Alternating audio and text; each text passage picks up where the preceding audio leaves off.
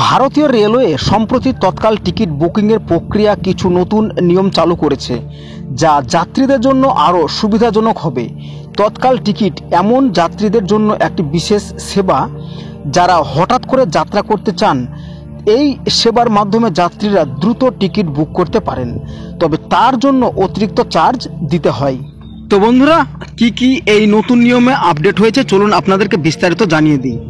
জানানো হয়েছে নতুন নিয়ম অনুযায়ী তৎকাল টিকিট বুকিংয়ের প্রক্রিয়া আরও সহজ এবং পরিষ্কার করা হয়েছে। তবে যাত্রীদের কিছু নতুন শর্ত এবং সীমাবদ্ধতা পালন করতে হবে।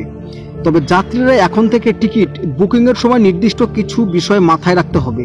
তৎকাল টিকিট এবং বুকিং অনলাইন বা অফলাইন যে কোনো দুটি মাধ্যমেই করা যাবে, তবে অতিরিক্ত চার্জ দিতে হবে। তৎকাল টিকিট বুকিংয়ের বৈশিষ্ট্য অনুযায়ী যাত্রীরা যাত্রার তারিখের একদিন আগে টিকিট বুক করতে পারেন।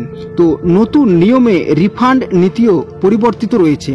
এখন সাধারণত রিফান্ড পাওয়া যাবে না, তবে বিশেষ কিছু পরিস্থিতিতে, যেমন ট্রেন 3 ঘন্টা বা তার বেশি দেরিতে চললে বা রুট পরিবর্তন হলে রিফান্ডের সুযোগ থাকতে পারে। তো বন্ধুরা, এতটুকুনি আপনাদেরকে জানানোর প্রয়োজন মনে করলাম, তাই ভিডিওর মাধ্যমে জানিয়ে দিলাম। তো ভিডিওটি কেমন লেগেছে অবশ্যই জানাবেন, আর ভালো লাগলে অবশ্যই চ্যানেলটিকে সাবস্ক্রাইব করে দেবেন।